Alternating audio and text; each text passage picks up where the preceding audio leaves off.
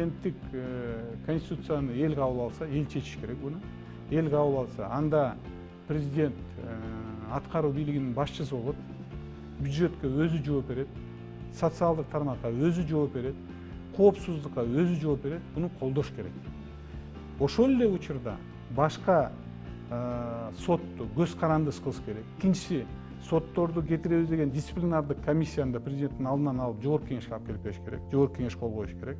Ошол эле дисциплинардык комиссия жана соттор туура эмес чечим чыгарса, ошолор сунушташ керек жогорку кеңешке.